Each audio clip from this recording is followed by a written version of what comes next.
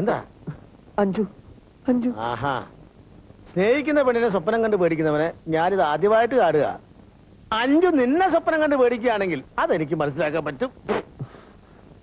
വിധിയെയാണ് അച്ചായ ഞാൻ പേടിക്കുന്നത്. അതാരാ? SI പോസ്റ്റിന് അർഹതയുണ്ടായിട്ടും തലനാരിയുടെ വ്യത്യാസത്തിന് എനിക്ക് ആ പോസ്റ്റ് നഷ്ടപ്പെട്ടു. ഇനി അഞ്ജുവിനെ കൂടി അവൻ സ്വന്തമാക്കിയ പിന്നെ ഞാൻ ജീവിച്ചിരിക്കില്ല. മരിക്കുന്ന കാര്യത്തെ പറ്റിയൊക്കെ നാളെ നേരം വെളുത്തതിന് ശേഷം നമുക്ക് സംസാരിക്കാം. ഇപ്പൊ നീ കിടന്നുറങ്ങി ചെല്ല്. കിടന്നുറങ്ങണ മോനെ. എന്റെ കർത്താവേ, അച്ചായ പെണ്ണിന്റെ മനസ്സ് പെട്ടെന്ന് കീഴടക്കാനുള്ള കുറുക്കു വഴിയല്ലോ അച്ചായനറിയോ? ആ, ദിവസവും ഓരോ ആനമുട്ട പുഴുങ്ങി തിന്നാ മതി. മതിയാ? നീ കിടന്നു മോനെ. ആവശ്യമില്ലാണ്ട് മനുഷ്യൻ ഇതെന്തത്?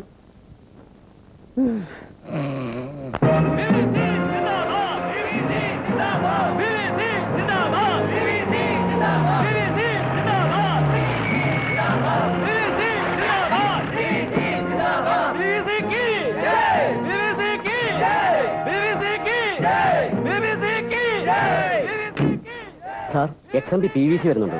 മനസ്സിലായി. സ്റ്റേഷനിൽ കിടന്ന് ബഹളം ഉണ്ടാക്കരുതെന്ന് പറയടോ. അത് പറഞ്ഞാൽ ഞാൻ നാളെ പാറശാലയിലെത്തും, ട്രാൻസ്ഫർ ആയിട്ട്. സ്വൈരം തരില്ല, സത്യസന്ധമായിട്ട് ജോലി ചെയ്യാനും സമ്മതിക്കില്ല.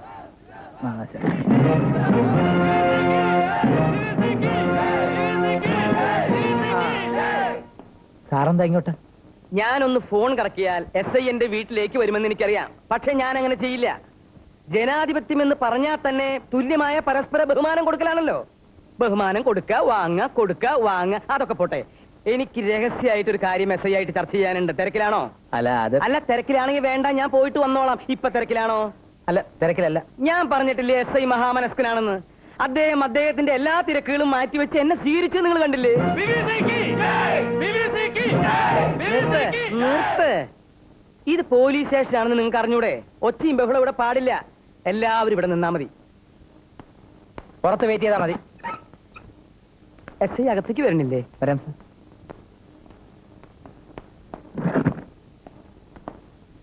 എന്താ SI ഇരിക്കണില്ലേ?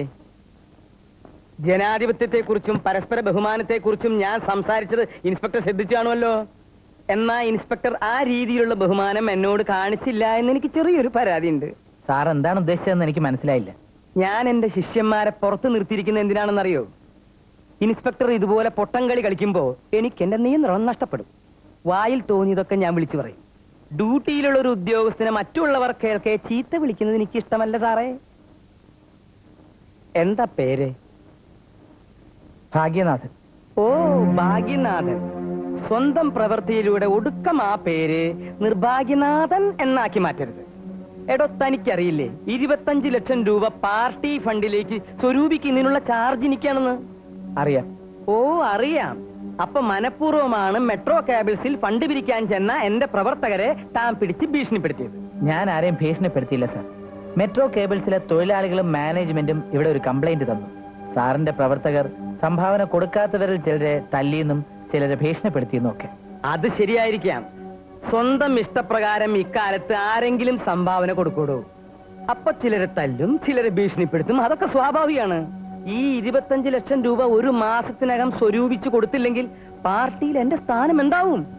കേന്ദ്രമന്ത്രി വിമൽ ബാസു ചാറ്റർജിയാണ് ഇവിടെ വന്ന് ഫണ്ട് ഏറ്റുവാങ്ങുന്നത്. അത് തനിക്കറിയാമോ? മര്യാദയ്ക്ക് നിന്നാൽ എല്ലാവർക്കും കൊള്ളാം. എന്റെ പ്രവർത്തകരുടെ ഒരു തുള്ളി കണ്ണുനീര് വീണാൽ ദാ ഇവിടെ നോക്ക്. പാർട്ടിയിൽ എനിക്കൊരു രഹസ്യ പേരുണ്ട്, ഭസ്മാസുരൻ. ദഹിപ്പിച്ചു കളയും ഞാൻ. ഇവിടെ വന്ന് ഇവിടെ വാ. ഇതേതാ സ്ഥലം? കാസർഗോഡ്. ഇവിടെന്ന് ഞാൻ ഇവിടേക്ക് മാറ്റും. ജയ് ഭാരതമാതാ, ജയ് ഭാരതമാതാ. ഞാനാ? ആ, കമ്മാരനോ? ഓ, ഒപ്പിടാമെന്നാണേ. ഞാൻ പലതവണ വീട്ടിൽ വന്നിരുന്നു. രാത്രിയിലെ പകലോ? അയ്യോ, പട്ടാപ്പകല്. സാറിനെ ഒന്ന് കാണാൻ പോലും ശിഷ്യന്മാർ അനുവദിച്ചില്ല. എനിക്ക് തിരക്കൊഴിഞ്ഞിട്ടുള്ള സമയം വേണ്ടടോ. അടുത്ത തെരഞ്ഞെടുപ്പിൽ ഞാൻ അസംബ്ലിയിലേക്ക് മത്സരിക്കണോ അതല്ല ലോകസഭയിലേക്ക് മത്സരിക്കണോ എന്ന തീരുമാനം ഇതുവരെ ആയിട്ടില്ല. നേര് പറഞ്ഞ അസംബ്ലിയിലേക്ക് മത്സരിക്കുന്നതാണ് എനിക്കിഷ്ടം. പക്ഷേ വിമൽ ബാസു ചാറ്റർജിക്കും ഛോട്ടാ സിംഗിനും ഒരേ ഒരു നിർബന്ധം, ഞാൻ ലോകസഭയിൽ തന്നെ മത്സരിക്കണമെന്ന്. അതിരിക്കട്ടെ, താൻ എന്തിനാ ഇപ്പൊ എന്നെ കാണാൻ വന്നത്? ജീവിക്കാൻ വയ്യെന്നായി സാറേ.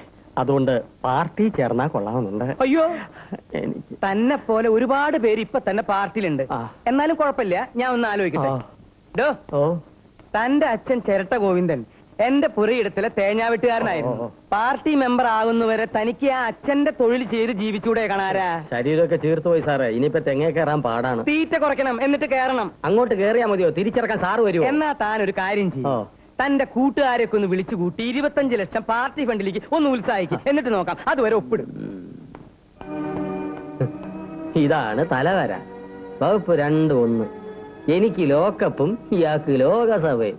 അയ്യോ, ഇതാണ് വർക്കിംഗ് മാപ്പ് അഥവാ ചാർട്ട്. നമ്മൾ ആഗ്രഹിച്ച സുദിനം സമാഗതമായിരിക്കുന്നു. വന്നണഞ്ഞൂന്ന് കിഴങ്ങ്. ഇതാണ് സഹകരണ ബാങ്ക്. ഈ ബ്രാഞ്ചിലേക്ക് ആവശ്യമായ പണം ഹെഡ് ഓഫീസിൽ നിന്നും വിത്ഡ്രോ ചെയ്യാൻ 2 പേർ പോകും. പറയുന്ന മുഴുവൻ കേട്ടേച്ച് പോടോ. ക്ലർക്കും അറ്റൻഡറുമാണ് പോകുന്നതെങ്കിൽ 3 ലക്ഷവും, ഒരു ഓഫീസറും അറ്റൻഡറും ആണെങ്കിൽ 5 ലക്ഷം വരെ ഹെഡ് ഓഫീസിൽ നിന്നും വിത്ഡ്രോ ചെയ്യാമെന്നാണ് ബാങ്ക് നിയമം. നീ പിന്തുടരുമ്പോൾ ഒരു കാര്യം പ്രത്യേകം ശ്രദ്ധിക്കണം. ഓരോ ചുവടും കരുതലോടുകൂടി വേണം വെക്കാൻ.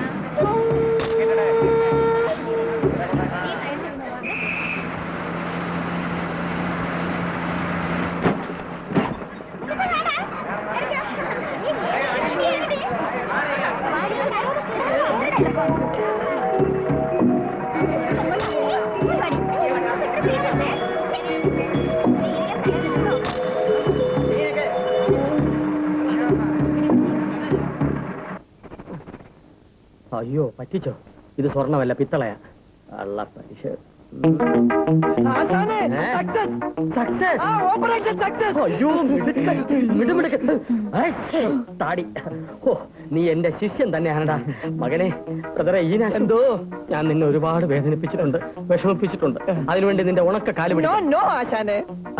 ഇനി ഞാൻ നിന്റെ മുഖത്ത് നോക്കി ഒരു സത്യം പറഞ്ഞോട്ടെ. ഇത്രയും കാലം ഞാൻ വിചാരിച്ചിരുന്നത് ഈ തല നിനക്കൊരു അലങ്കാര വസ്തു മാത്രമാണെന്ന്.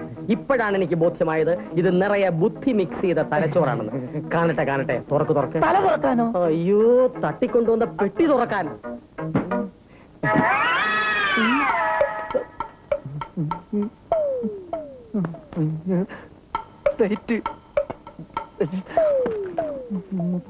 പുസ്തകമാണ്, പെൻസില്, ചോക്ലേറ്റ്, ഉപ്പുമായി ഉന്നം പിഴച്ചു പോയാ സാറ്.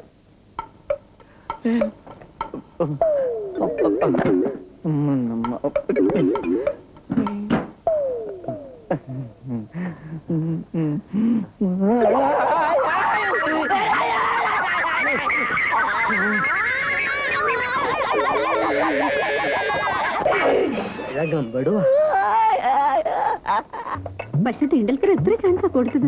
വൺ ഡേ ആവുമ്പോ അങ്ങനെയല്ലേ പറ്റൂ. അത് ശരിയാ, ഒരു ബാഡ് ബോളിന് വേണ്ടി എത്ര നേരം വെയിറ്റ് ചെയ്യാ. മാത്രമല്ല ഇത്രയും കൺസിസ്റ്റൻസി വേറെ ആരും കാണിച്ചതില്ലല്ലോ. നിന്റെ ക്യാമ്പിളി പോലും കാണിച്ചിട്ടില്ല കേട്ടോ. ഹലോ, ഇതെങ്ങനെ ഈ വഴിക്ക്? പാടില്ലേ? പാടുണ്ട്. ഞാൻ ഈ വഴിക്ക് പ്രതീക്ഷിച്ചില്ല. ഞാനൊരു ഫ്രണ്ടിനെ കണ്ടിട്ട് വരികയാണേ. വീട് ഇവിടെ അടുത്താണോ? അതിരിക്കട്ടെ, അന്ന് നാട്ടിൽ വെച്ച് കണ്ടപ്പോ SI ആണെന്ന് എന്നോട് കള്ളം പറഞ്ഞത് എന്തിനായിരുന്നു? അതൊരു തമാശ. പിന്നെ SI ടെസ്റ്റ് എഴുതിയിട്ടുണ്ടല്ലോ, ഏത് നിമിഷവും SI ആവും. അപ്പൊ കോളേജിന്റെ മുമ്പിൽ വെച്ച് SI ആയിട്ട് അഭിനയിച്ചതോ? കോളേജിൽ ഞാൻ നാടകങ്ങൾ അഭിനയിക്കാറുണ്ടല്ലോ, അതുപോലൊരു അഭിനയം. എങ്ങനെ ഉണ്ടായിരുന്നു? അഭിനയം ഇഷ്ടപ്പെട്ടോ? നമുക്ക് പോവാം. എനിക്ക് അഞ്ജുവിനോട് തനിച്ചൊന്ന് സംസാരിക്കണം എന്നുണ്ടായിരുന്നു. പോലീസുകാരന് ആളൊരു ചുറ്റിക്കളിക്കാനാണെന്ന് തോന്നുന്നു.